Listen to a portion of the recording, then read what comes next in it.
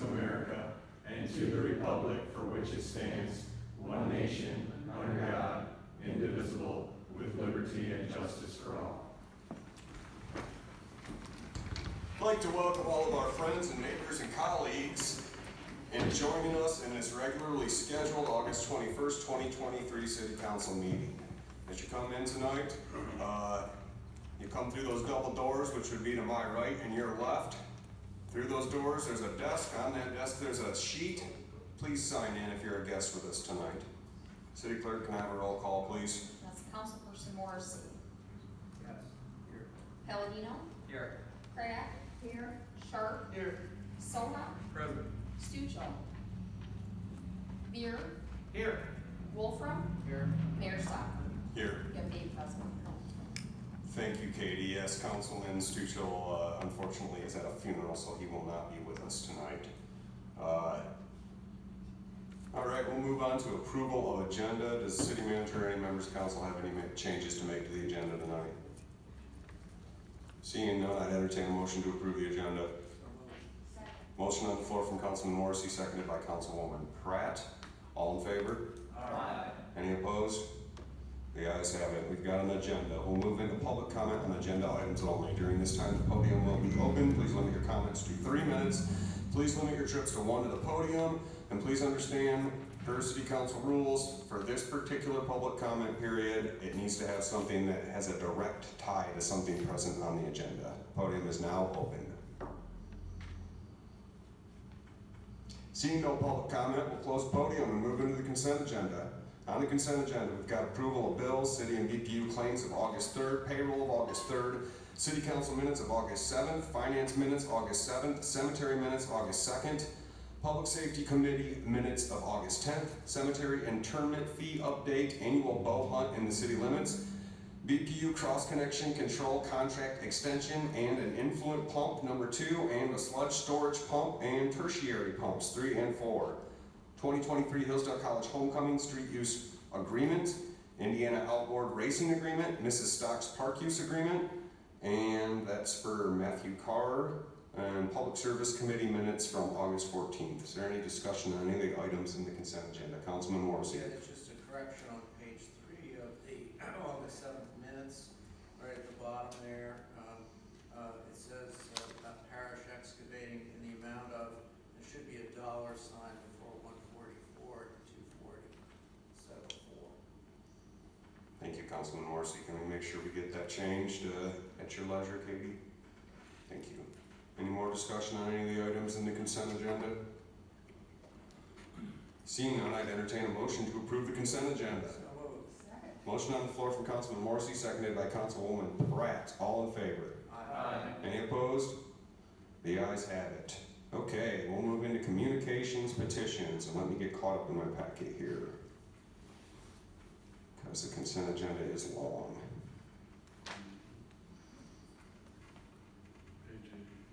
Page 83, is it? 83.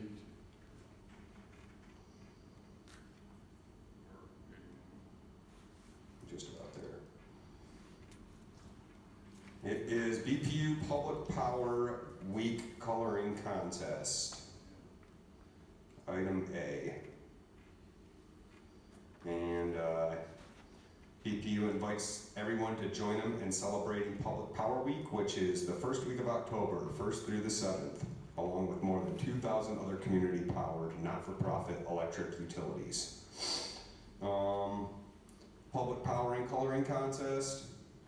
Contest is open to participants in 1st through 4th grade for fall of 2023. Can only have 1 entry. Submission will be accepted through Friday, September 22nd, and the winner will be announced the week of October 1st, and it looks like the winner gets a $50 Amazon gift card. That's great. And the picture's in the packet. This is cool.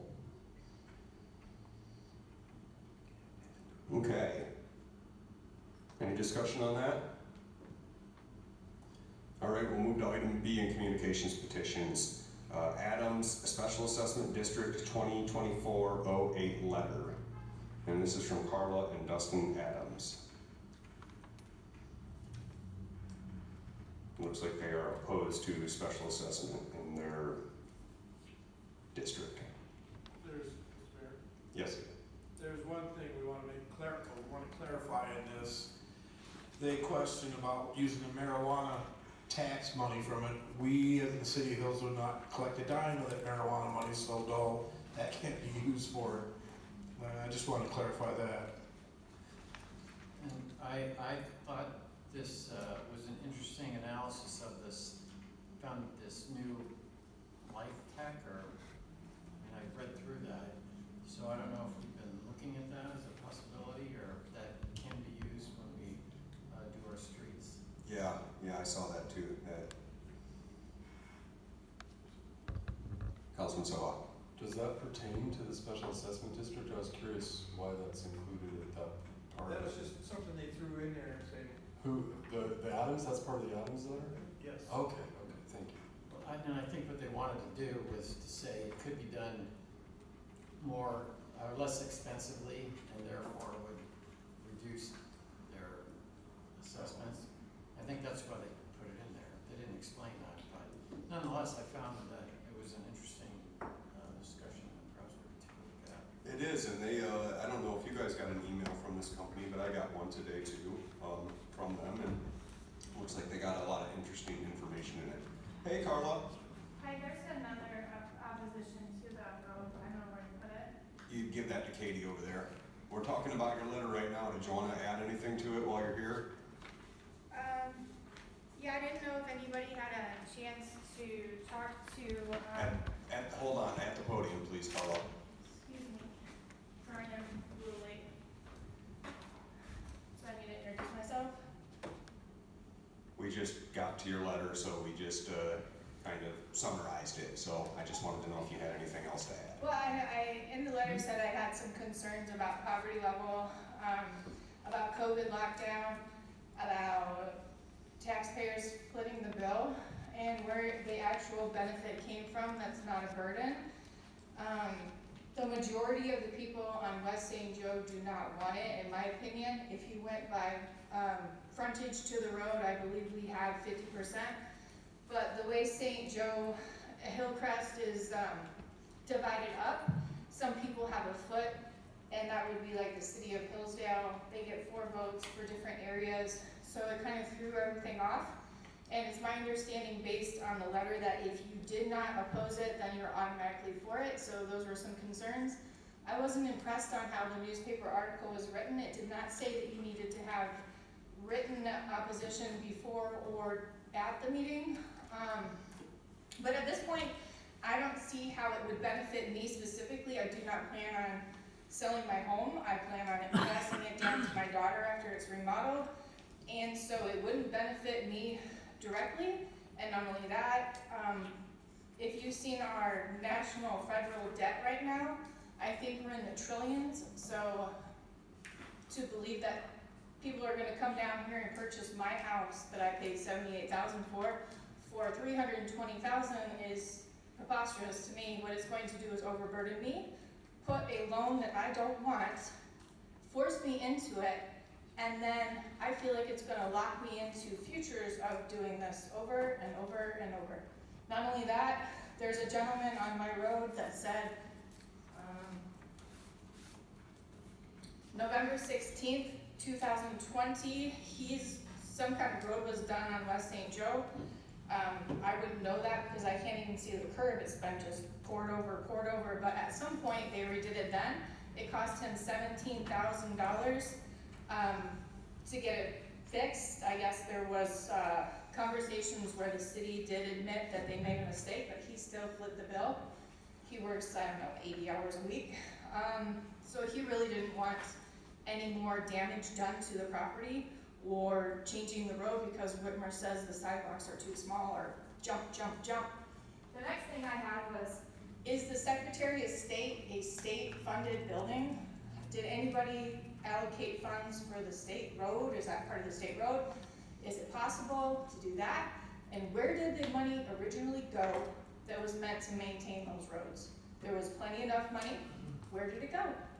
Why should we have to pay for it? And why can we use BPU like a bank? 6% interest, the highest? The highest. Like, come on, take another one. So I'm looking at seniors, I'm looking at disabled people.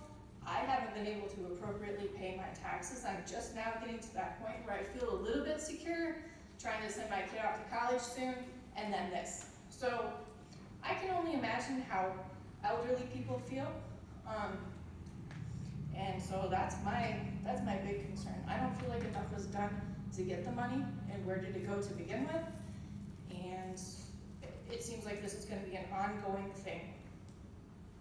Oh yeah, and one more thing. Kristen Bauer, she said she wasn't in the position that she was in as an engineer to know what happened to the money or the roads, but as I just told you, in 2010, she was in position. So for her to tell me that she knows everything about roads, well, that became a biased opinion, as well as me benefiting or anybody else from that road, unless you're like super rich. Or maybe a renter, like if you rent your building out, maybe that's good. Other than that, I'm completely opposed to it. I feel I don't know how people can be numbers and made of money, but Whitmore and Lansing and Act 51, those were the areas that you guys, or whoever's doing this, should have been focusing on. Remodeling, restructuring, and getting the money back. Thank you, Carla. Thank you. Any discussion on that? Keep in mind, we're moving right into the public hearing on this, so we'll have time to discuss it at that point. Okay, we'll move on in the packet to introduction and adoption of ordinances, public hearing, and this is for Special Assessment District 2024-08, which is West St. Joe Street and Griswold Street. Kristen.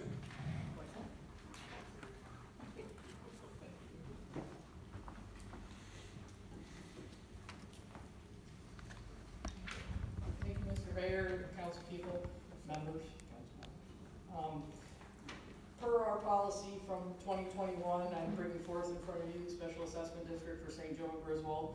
The project is is estimated at $1.28 million. With two sections, there's a road reconstruction, which is the portion between Bacon and South Street, and then the portion from South Street to Waterworks will be a crush, shake, and pave. Like I said, as part of our policy from 2021 that we've set forth, and all the special assessment districts we've done in recent years, we're following the same policy in our city ordinances regarding special assessment districts. The city's portion and the portion of the city is paying is about 87% of the cost of this, and the assessments will cover about 13% of the project costs. Thank you, Kristen. Kristen, do you feel like we're getting the information to residents that they understand that to oppose these, to officially oppose them, to spur the city council vote, that people are understanding that they have to submit a written opposition to this instead of just showing up at the meeting and opposing it? In the letter that we send, we direct mail every single person that's in the special assessment district. It is highlighted, I believe twice, I know it's at least once in that letter that it has to be in writing.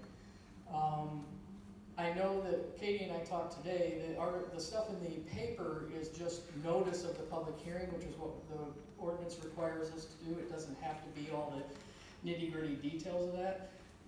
But both the city assessor and I have vetted that letter multiple times throughout the years, and this is the first time we've ever heard that there was a problem with not knowing it had to be in writing. And we've done that letter 7 or 8 times now.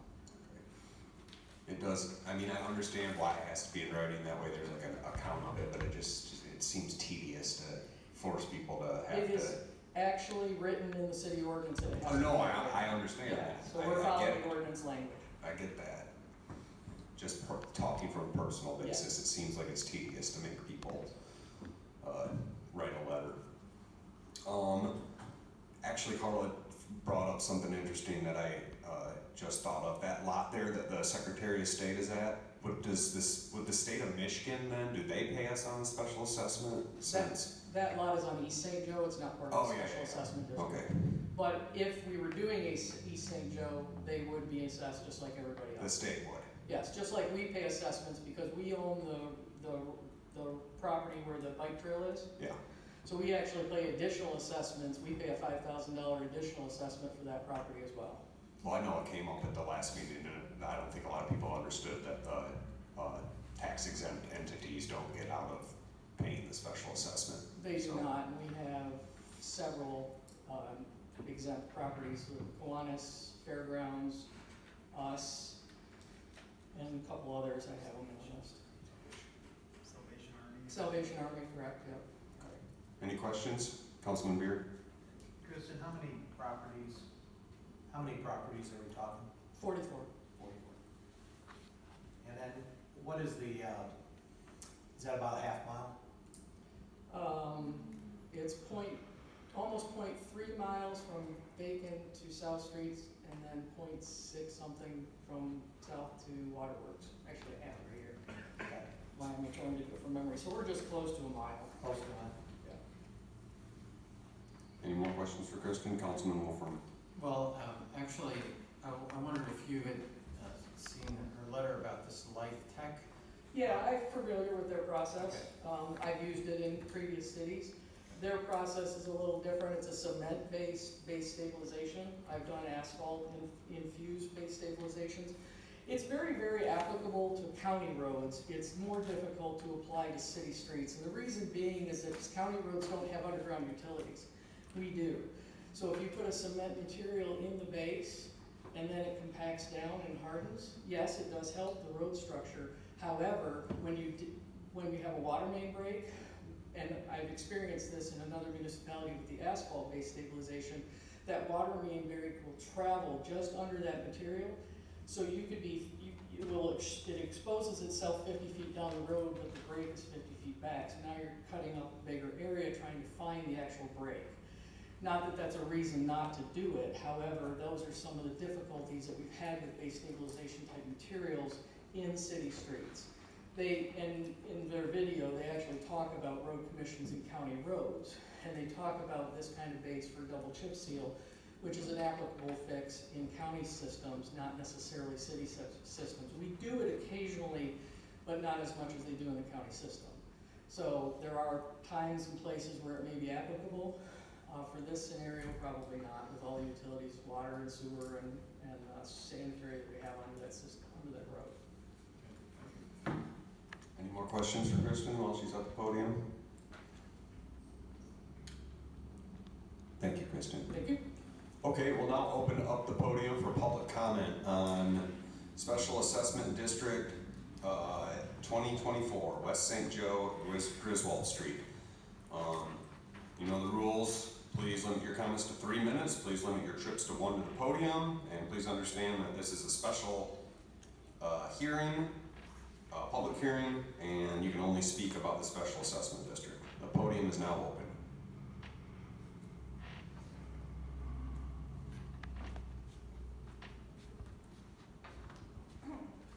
Hello, Carla again, and I actually invited Joe to come and observe, and he actually wanted to speak because they're using that type of road in Houston, Texas. 500,000 pound per square inch pressure, so I don't know what Waterworks looks like. There's not that many roads over there. I do know that River Street was recently redone and it's already peeling up, and that Act 51 trickles down and is mainly used for maintenance. So if we could remove the maintenance as far as filling potholes endlessly every time it rains. A lot of people on that road have already had their water pipe done.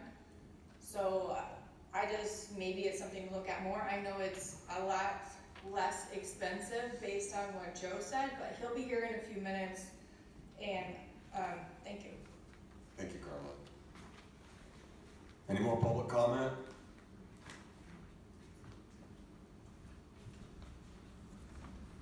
My name is Nancy Hutchins, and I'm at 78 West St. Joe Street, and I survived by my Social Security. My disabled sister, my disabled daughter, and her disabled daughter live at the address with me. We each survive on our own amount of money. I barely made it for my taxes this year, which went up, and I just don't know how I would survive if I have to come up with, $500 added onto my taxes, which were already $1,766. I barely made it to get to this, and that's what I'm told it would be added onto every year on my taxes. don't know if that's correct or not, but that's what I was told. And it's just really a big strain and a lot of stress. Thank you. Thank you, Nancy. Any more public comment?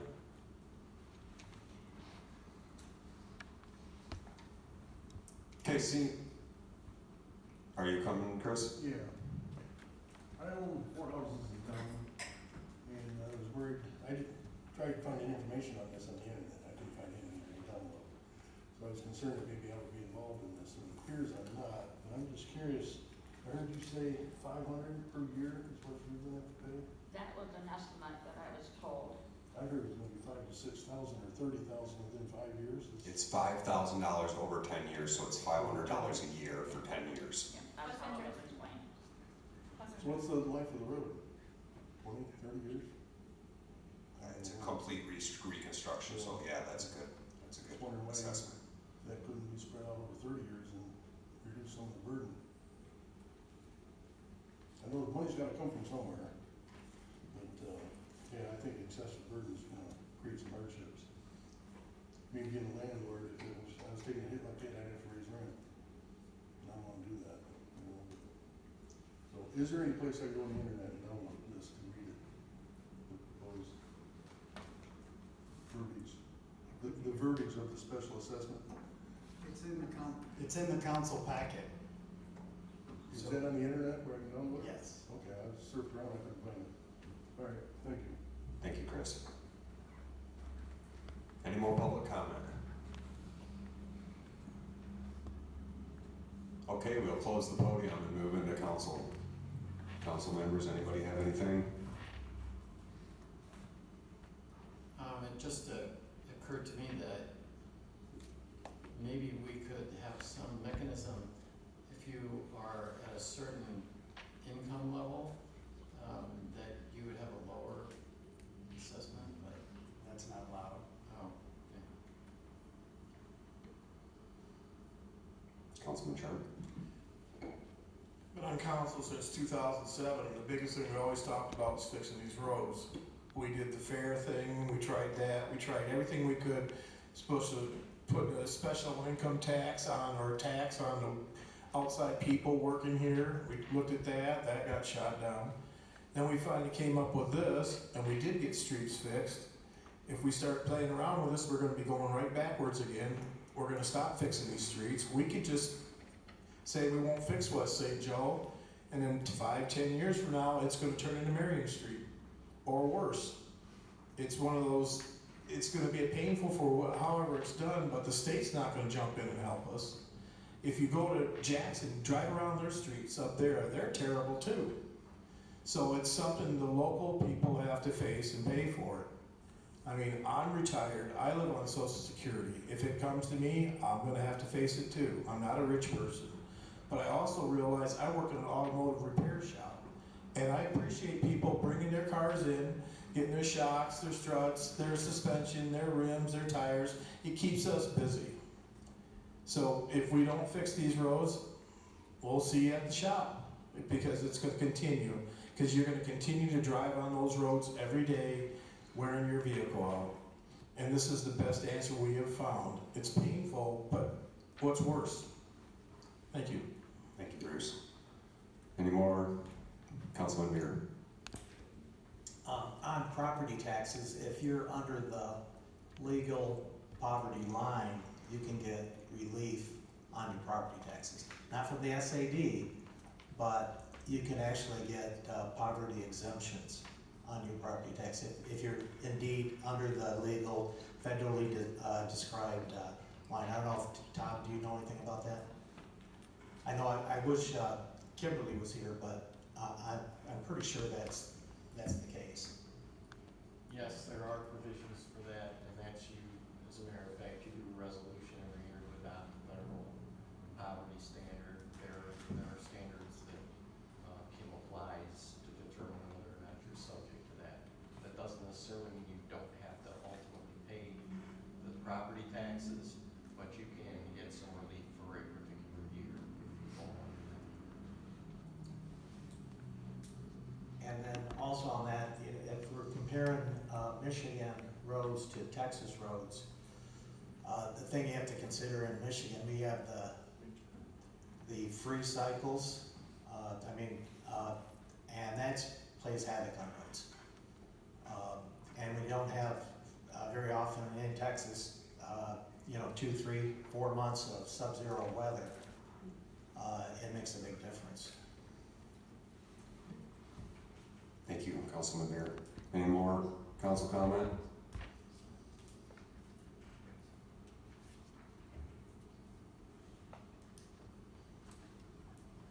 Okay, how do you guys want to proceed? Does somebody want to make a motion? I move that we accept this. I second. Motion on the floor from Councilman Morrissey, seconded by Councilman Sharp. City Clerk, can I have a roll call vote, please? Councilperson Palladino, No. Pratt, No. Sharp, Yes. Soha, Yes. Beer, Yes. Wolfram, Yes. Mayor Stockford, No. Councilperson Morrissey. Yes. There's 5 yeses and 2 noes. What it is, Three. three Three noes, noes. excuse me, 3 noes, sorry. So it's approved. Okay, we will now close the public hearing. Move into old business item A, temporary traffic control order 2023-19.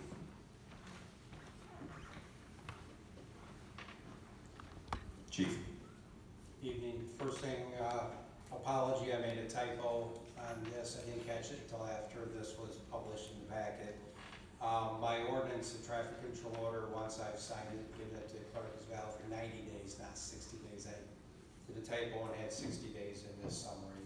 Doesn't change the content of this. I just wanted to bring that to light in case anybody read this and thought it was just 60 days. But this parking spot in front of Handmade is the southernmost spot. It's right above the culvert, which engineering and DPS determined once the holes were inspected, it's really not safe for the weight to sit on. We did a temporary traffic control order blocking that parking space off. Now I'm bringing it by ordinance. It has to, if it's going to be extended past the 90 days, it has to be done by council approval. The recommendation is that you approve this traffic control order to keep that parking spot closed above the damaged culvert until which time the culvert is replaced. Thank you, Chief. We don't have a date. Okay. Thank you, Chief. Any questions for the Chief? Thank you. Yes, sir. Mr. Mackey, do you know, is that culvert in the idea of a plan to be addressed? It is, we've spoke about it here before, where we were trying to get monies through a Senate appropriations to replace that culvert as well as the one at the sewer treatment plant. That did not move forward in the budget process. Between the two, we're looking at a couple $1 million, and we have about 6 of them that need actually to be replaced. So, and given the cost, it's something that we're going to need additional grant funding to accomplish. So, do we have a timeline for that? No, we do not. So, won't hold you to the numbers, but we have 6 culverts and they're gonna cost how much each approximately? I'll let Kristen come up and speak to it, but I think these two were about $2 million. Kristen, you wanna? We actually have 18 to 19 culverts within the city. And I would say half of those are in what's rated in poor condition. We had them all evaluated last year, and culverts are rated in a good fair poor, and I believe 9 of them were in poor condition. The one at the wastewater treatment plant, the one on Hillsdale, and the one on Oak Street are probably the worst 3 that we have right now. Because the 6 are the St.Joe, right? Yeah, pretty much every one of them that the St.Joe transverses up or goes under are in bad condition, except Fayette Street, which was just reconstructed. And construction costs on Fayette Street was $500,000, and then you have another $250,000 of other things that you have to do. The culvert itself was about $500,000. Because as we reconstruct these, Eagle, which is the old DEQ, requires them to be wider and longer. What part of the budget would that, It comes out of the street budget. is the street budget? Yes. Have you been considering that over the last, or just the grants, or? We did Fayette Street, we got them all evaluated last year, so now we know what our actual needs are, so they're going to be built into our long-term plan. However, at that cost, it's difficult to do that. Yeah, I think it's important to note that the $500,000 was pre-COVID on that expense, so we're seeing everything pretty much as doubled cost-wise.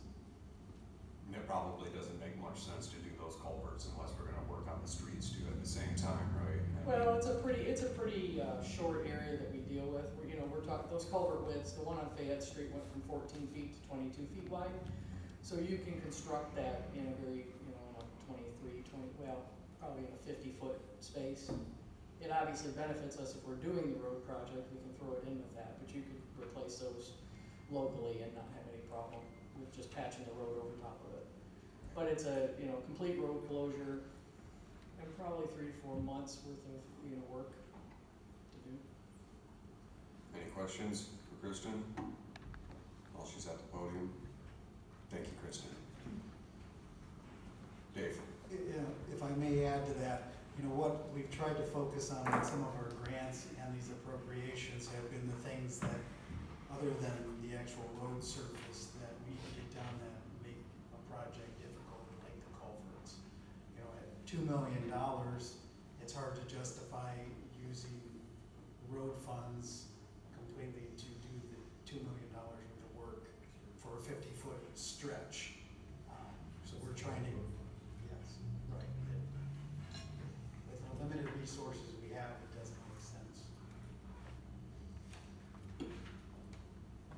Incredible.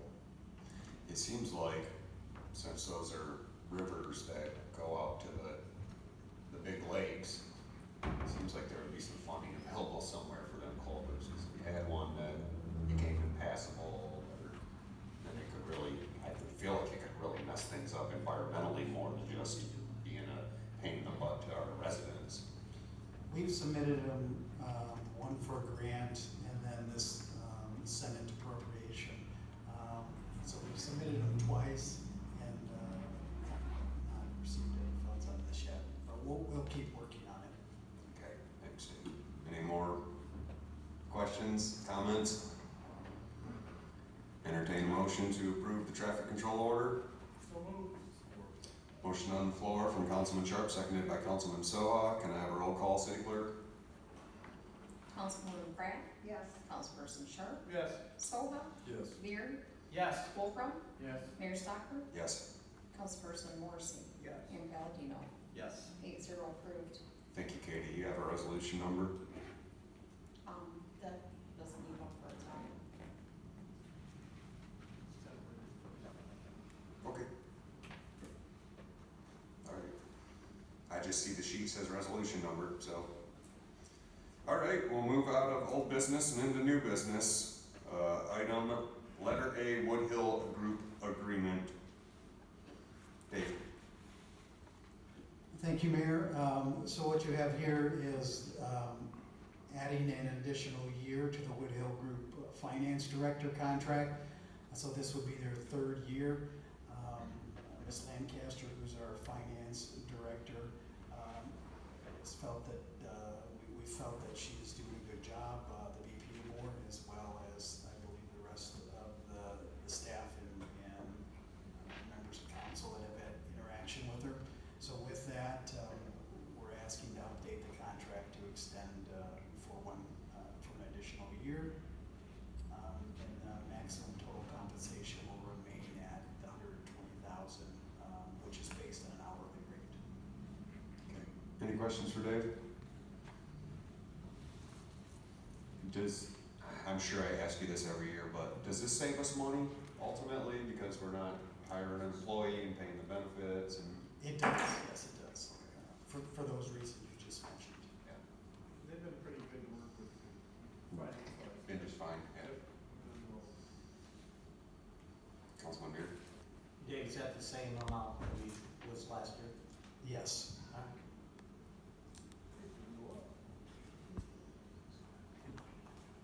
questions for Dave? Entertain a motion to authorize the city manager to sign the document on behalf of the city. So moved. Motion on the floor from Councilman Beer, seconded by Councilwoman Pratt. Can I have a roll call? City clerk, please. Councilperson Sharp, Yes. Soha, Yes. Beer, Yes. Wolfram, Yes. Mayor Stockford, Yes. Councilperson Morrissey, Yes. Pratt. Yes. And Palladino. Yes. 8-0 approved. Thank you, Katie. Okay, we'll move into new business item B, millage fund expenditures. Public Safety Committee met on Thursday, August 10th, 2023 to review requested expenditures from the millage fund. That includes a roof replacement at the fire department, a new tablet with LTE to be utilized for inspections, and CAD for the fire department. New upgraded body-worn cameras, including new storage computer for the police department, nozzle to combat electric vehicle fires for the fire department. Needs, specifications, and quotes were all discussed and reviewed. Chief, you have anything to add to that? These are all needed and necessary. The roof replacement is past due. It's been patched twice in the last year and it's leaking again, so that's a have to. We did reach out to 3 companies. The bids are nowhere within 3% of each other. Everything recommended on here, if we're bringing roofing for the roof job, they were the low bidder, by a considerable amount of money. The second bid they came in was $35,000. Bringham's was $22,819, and they're the ones that have been maintaining it, and they're here local because one company we reached out to was Jackson. They came down, but they never sent me the quote. But I do know everything we do and have to have anybody come, they charge us travel expenses to bring the trucks and that, so would have to expect that to be a little bit of a higher charge than a local company. Our city's tech services goes through CDWG for the purchase of all our computer equipment, so the quotes for the tablets came there. The Public Safety Committee approved expending up to the $1,707.61. The tablet we want is less than that, it's $1,400 and some, but it shows out of stock and they cannot give a restock date. This tablet has the same capability. It was just a few $100s more. That's why the Public Safety Committee approved it. If the other one comes back in stock before we order, we are going to get the other one that's $1,400 and some dollars. The body-worn cameras, ours are 6 years old at the police department. We have 9 out of service now. I've estimated based on what we have paid for repairs on them, probably $5,000 to $6,000 just to get the ones repaired that are out of service now. Going with the same company, they've developed a new body camera. One of the issues with that camera that I really like is we can buy replacement batteries and have them in storage and replace the batteries ourselves for $55. When I have to send a body camera in that has a bad battery in it now, it's an internal battery, with us paying postage both ways, $250 plus just to get the battery changed in one of them. And by the new body camera, they have a lot of features. We went over at the Public Safety Committee, a lot that we're not going to utilize, with some that we will. But with this company, we're still able to do local storage, which means we can upload the videos into our own computer system. We manage that. It's not cloud-based. And within that quote is a brand new computer system to house this. It was 24 terabyte of storage, which should last us a little bit of time. And we set up the parameters. Right now, video retention, the state has statutory limits on how long we keep what type of video. The problem is still rebounding from COVID. Sometimes getting it through the court system and everything is taking longer than what the state's retention records, so that becomes an issue with our prosecutor's office and our court system, and we're trying to do something to rectify that here locally. I got a bid from another company. I worked quite a bit with them, and with Custom Signals, the approved bid was $25,730. worked with Exxon Enterprises, and their first bid to me was $130,000 over 5 years. I worked with them to get rid of the attachments and options that we were not going to utilize here, and got that down to about $80,000 over 5 years. Their body cameras require cloud storage, and they want $24,000 for the cloud storage, where it's their management system that we have administrative access to, and some people would have limited access to.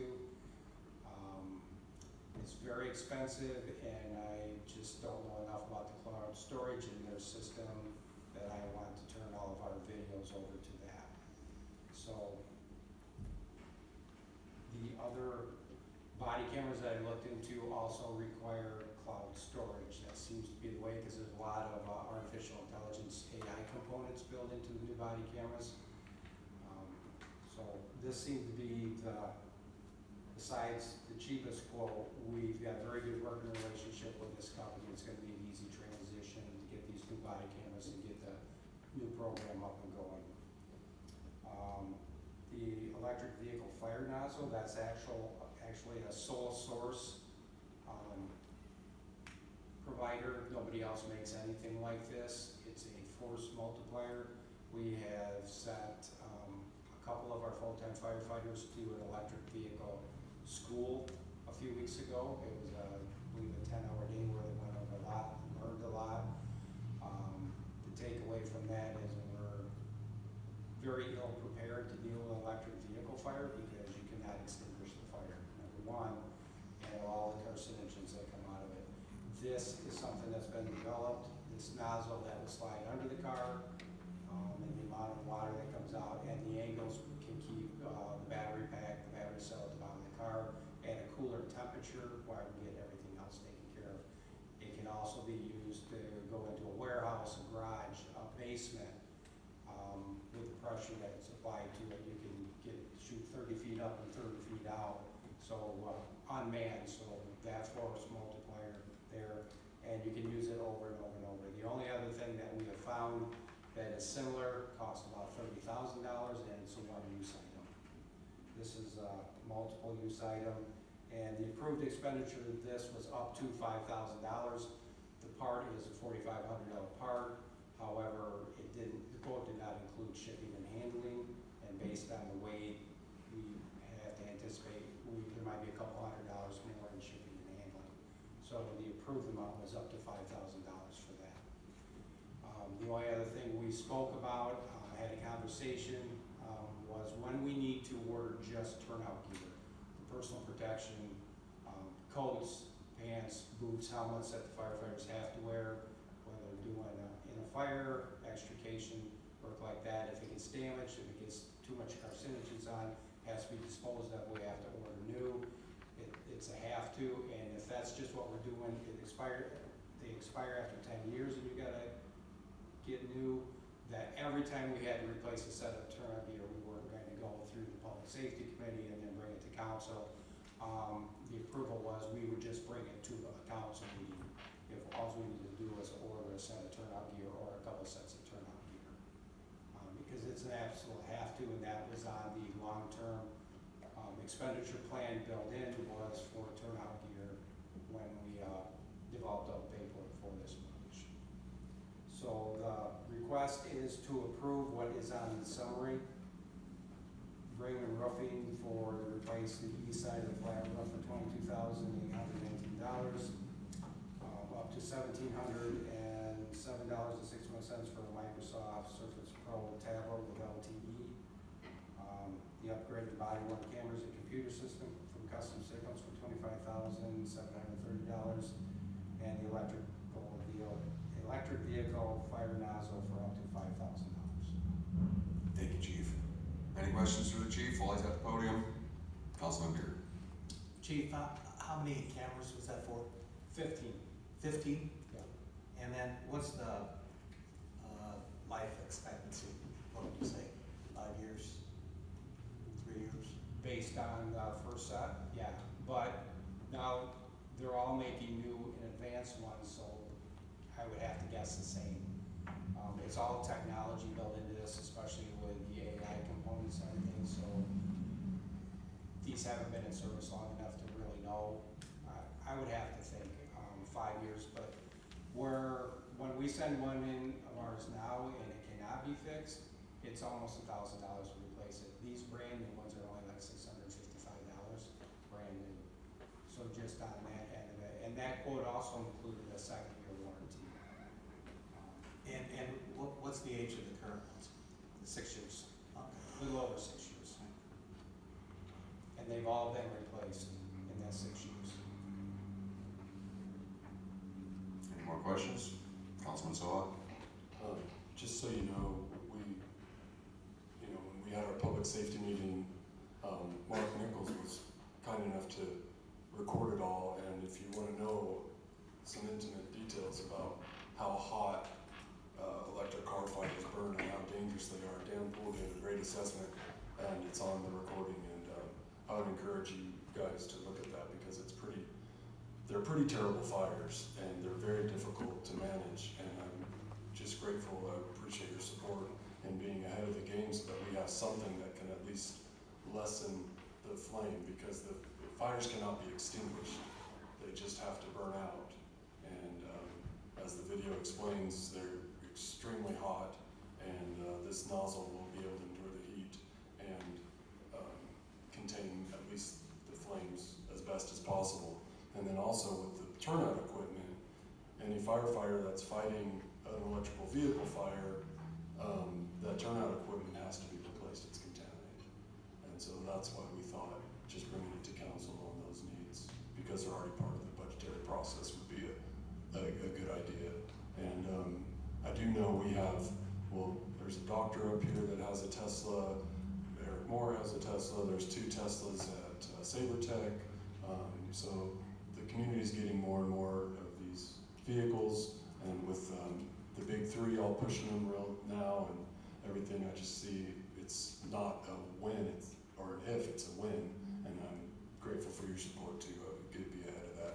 And the other 3, Chief vetted these things very good, and especially with the body cameras, without having the continual fees to pay for cloud storage, I think that's the better way to go from a monetary policy as a community. Thank you, Councilman Sola. Sounds good. Any more questions for the chief? Thank you, Chief. Any discussion? Entertain a motion to approve the purchases. So moved. Second? Motion on the floor from Councilman Sola, seconded by Councilman Palladino. May I please have a roll call, City Clerk? Councilperson Soha, Yes. Veer, Yes. Wolfram, Yes. Mayor Stockford, Yes. Councilperson Morrissey, Yes. Palladino, Yes. Grant, and Sharp. Yes. It's 8-0, all approved. Thank you, Katie. All right, we've got no miscellaneous support reports at all, so we'll move into general public comment. During this time, the podium will be open. Please limit your comments to 3 minutes. Please limit your trips to 1 to the podium. And during this period, you can speak on whatever your heart so desires. Podium is now open.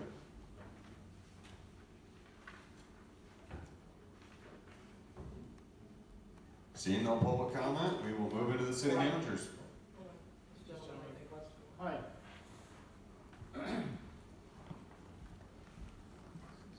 Greetings, Joseph Carnes. I'm glad I'm able to make it to your meeting.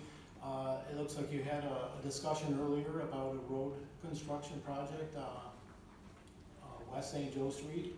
Did you end up taking a vote on that as far as the funding on that, or is that, did you? Okay. I did send an email, and I would ask that for some of your future projects that you're going to be working on, I'm a sales representative for Lithified Technologies. They're based out of Santa Fe, New Mexico, and what they specialize in is making lithified road base. What they can do with a road, if you're going to do a reconstruction process, there's a process called full depth reclamation, and that would usually be to pulverize or grind the surface of the asphalt, and that would usually either get hauled away.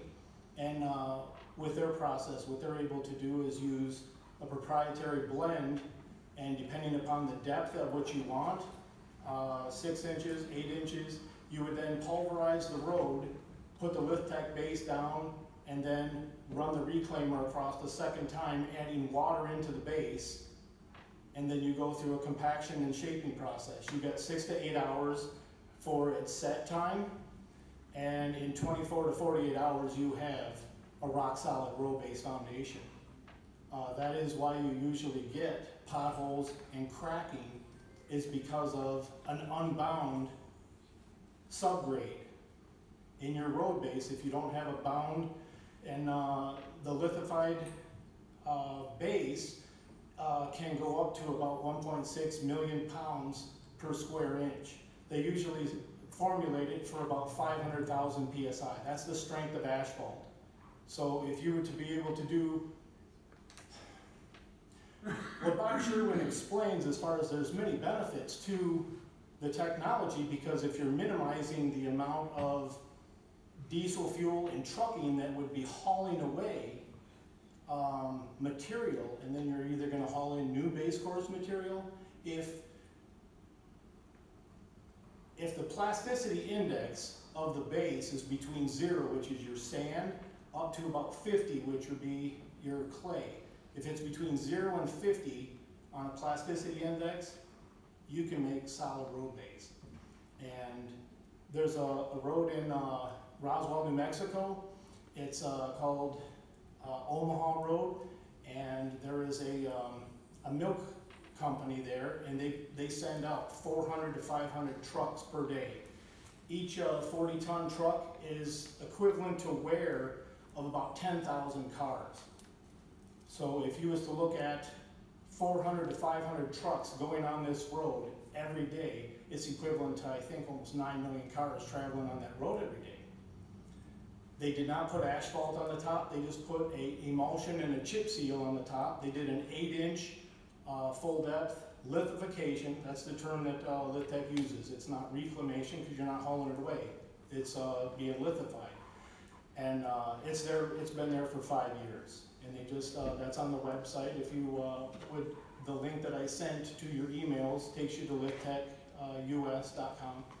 And if you had any questions, that's what I wanted to say. If you got any other future projects, what Bob Sherman is calling this, he started out calling it a 20-year road. And I heard from some others that there was a project that was done on River Street maybe about 10 years ago. And if that was a mill and then recap, it sounds like that road needs to be done again in about 10 years or so. So with this type of process, you only need to maintain the surface. Once you have a lithified road base, it's almost like a perpetual base. You just maintain the surface. If you need to put a new layer of asphalt on the top, then you're just maintaining the surface. But you're not going to have potholes and cracking. So thank you for your time, and you can get a hold of me through the email that I send each of you. And thank you again. Thanks, Joe. Appreciate it. Any more public comment?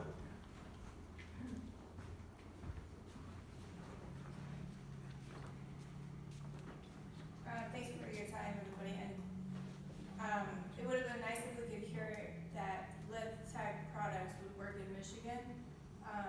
And also, there was some concerns about the utilities and how that might work. So if you have any more questions, please contact him. I've sent his name to a few contractors that do pavement, so maybe we can work something out, because in all, if we have to pay for our roads, we would like the best quality. So thank you. Thank you, Carla. Any more public comment? Is the county putting any money into this? Because I know there's a lot of county population use that road for access to the lake, the park. I'm just wondering how much the county contributes to the, the usage of it. Maybe they should step forward and relieve some of the burden on these owners. And I heard somebody talking about comparing the roads in Texas to here in Michigan. I went to Texas a couple of winters, and I have family down there, and I spent a couple winters down in there. in the summertime, it gets so hot down there, they have to re-oil the roads because the oil evaporates out and they'll just turn to gravel because all the oil and asphalt just evaporates. Completely different in Michigan. In wintertime, when the frost is leaving, our roads go bad down there, and the heat is a lot more stable. The heat is what makes roads. So if you make sure you're, when you're looking at these other companies, you compare apples to apples to the environment. So other than that, there's nothing else to say.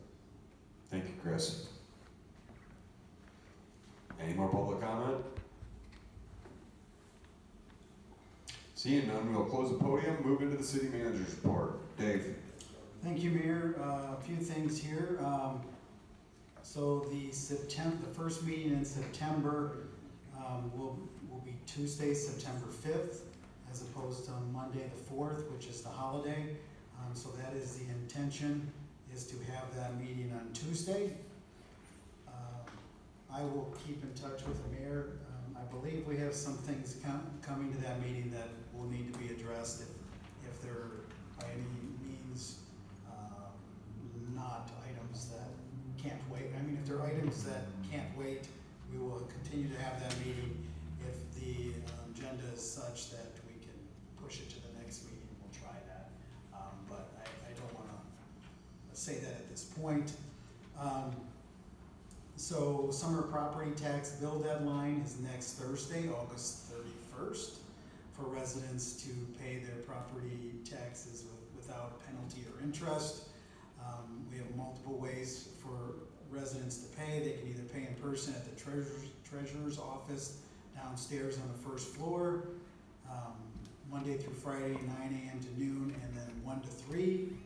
We also have it on the city's website. You can pay by mail, or you can put it in the drop box in front of City Hall. So we have multiple ways for residents to make their property tax payment. The social district is now open, and just to kind of refresh the council's memory, that is open 7 days a week, and it's from noon to 10 p.m. is the time for that. Currently, we have one business that's taking advantage of it, Hillsdale Brewing Company, and then there's 2 others that have applications in. Here's to You Pub and Grub, and then the Dawn Theater. And we do expect a few more as time goes by. Just a we have extended the rec youth tackle football registration until this Friday for grades 3rd through 6th. And that will be again through August 25th, this Friday, to extend the registration for that. The Hillsdale Municipal Airport's 8th annual Patriots Day fly-in is September 10th from 7 a.m. to 2 p.m. and that is put on in conjunction with the Exchange Club for breakfast and others. Hopefully we won't have rain this year like last year, which kind of rained out the event. Last couple things, just a reminder, school is starting back up this week and next, so many of the students will be out. Just want to encourage everyone to know your speed and your speed limit.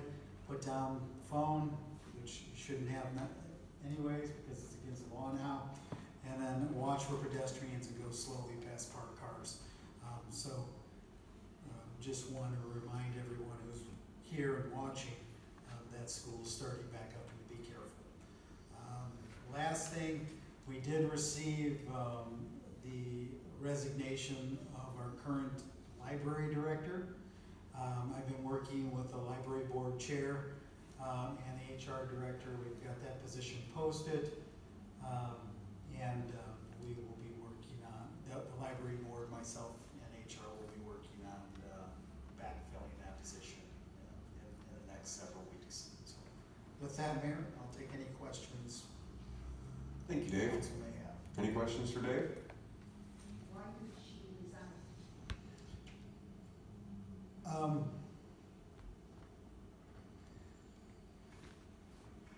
I would say that it would probably be better that I have her letter and it'll be in the next packet. Let's put her letter in the next packet, and she specifically said in the letter that she didn't want speculation about why she resigned. That's right. She specifically said that in the letter. So we'll put it in the next agenda and, Thank you. yes ma'am. Any more questions for Dave? Okay, thanks Dave. Council comment? I just have one in terms of events. The Dawn Theater is having a jazz concert on August 27th, Sunday. I think it's $12 at the door and $10 beforehand, but it's in that ballpark range. So if you don't have something pressing, then we could see Dawn on the 27th. Awesome. Is that a dinner? No, it's just a jazz band. Okay. And it's a 4-person band. Okay, my wife knows about this stuff. There's something that I don't really know the name of it, but it begins with a C. Do you know what it is? It's a, I don't know the word either, so you're a yeah, good. it's basically, I think it's basically. Charcuterie That's board? it, charcuterie. Yeah. Charcuterie. Those- Okay. Those are popular right now. Okay. Yes, you can get a charcuterie thing. Oh, nice. Yeah. Those are good. Gary, what was the time? A good question. I think it is at, is it at 8 o'clock? Does that seem right? Do we know? Charcuterie alone?